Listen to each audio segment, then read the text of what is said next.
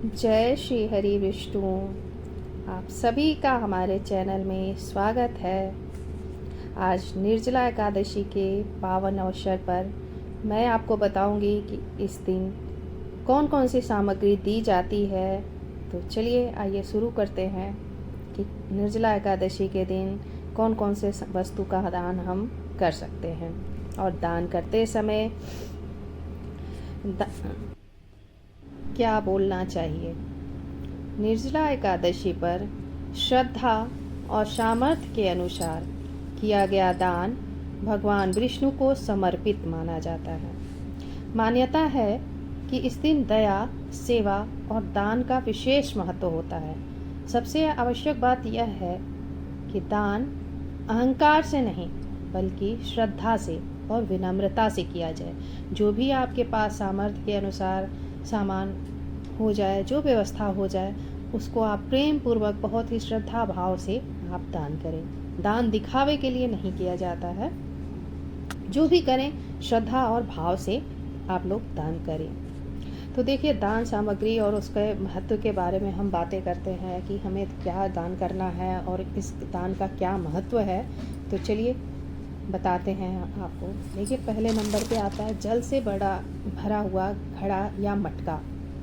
आप उस घड़े को बड़ा या छोटा जैसा भी हो, आप एक मटका लें और उस मटके में स्वच्छ पानी भरें। तुलसी पत्र उस मटके में ज़रूर डालें। जो मटका आप ले रहे हैं उसमें पानी में तुलसी पत्र ज़रूर डालें। बोलते हैं कि गर्मी के समय प्यासे लोगों की सेवा का यह प्रतीक माना जाता है। इसलिए जल से भरा हुआ घड़ा या मटका का दान हमें आज के दिन जरूर करना चाहिए। दूसरी चीज आती है सत्तू। सत्तू का भी दान बहुत ही महत्वपूर्ण है। सत्तू जो है शीतलता और पोषण का प्रतीक माना जाता है। फल में आप खरबूजा, तरबूजा, केला, आम, लीची, जो भी मौसमी फल आपको मिल जाते हैं आसानी से, वो चीज़ें आप रख सकते हैं। जो गर्मियों के विशेष फल हैं, आम हो गए, केले हो गए, तो इनका ये बहुत ही अच्छा माना जाता है। स्वास्थ्य और मंगल कामना का प्रतीक होता है। इसलिए हमें फल का दान भी अपने सामर्थ्य के अनुसार जरूर करना चाहिए। उसकी आप क्वांटिटी बढ़ा सकते हो, थोड़ा कर सकते हो, जैसा आपके पास सामर्थ्य हो वैसा आप लोग फलों का दान करें। देखिए, गुड़ या चीनी, और गुड़ या चीनी का भी दान का बहुत ही महत्व है। देखिए, इससे हमारे संबंधों में मधुरता और शुभता का प्रतीक माना जाता है। गुड़ और चीनी हम अगर दान करते हैं तो हमारी वाणी में मधुरता आती है। तो इसलिए हमें गुड़ का दान या चीनी का दान जरूर करना चाहिए। अब बात करते हैं पंखा। देखिए, पंखा का दान भी गर्मियों में, ये ज्येष्ठ मास का चल रहा है, भीमसेनी एकादशी, निर्जला एकादशी के नाम से जाना जाता है। तो इस समय आप सभी को पता होगा कि कितनी प्रचंड गर्मी होती है। तो हम पंखे का दान भी करते हैं और बहुत ज़रूरी होता है। इसको दान करने से हमें गर्मी से राहत देने का भाव का प्रतीक होता है। अगर हम पंखा दान करते हैं तो गर्मी से राहत देने का भाव का प्रतीक माना जाता है। ठीक है। फिर आता है छाता।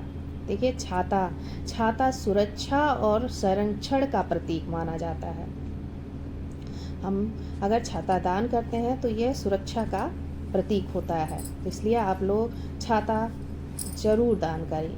और हो गया वस्त्र आप अपने सामर्थ्य के अनुसार आप वस्त्र का दान कर सकते हैं। किसी ज़रूरतमंद को, जिसको उसकी ज़रूरत हो, तो उसको वस्त्र दे करके आप सहायता कर सकते हैं। वस्त्र में आप पूरे वस्त्र दे सकते हैं। नहीं हो पा रहा है तो कोई बात नहीं, आप कोई एक रुमाल ही कर लीजिए, कोई ब्लाउज का पीस रख लीजिए, जो भी आपसे हो सके। ज़रूरी नहीं है कि पूरा वस्त्र ही आप पूरा सेट ही करें। अगर हो जाए तो अति उत्तम है, नहीं हो पाता है तो कोई दिक्कत नहीं है। आप जो कर सके वस्त्र के तौर पे आप कर लें।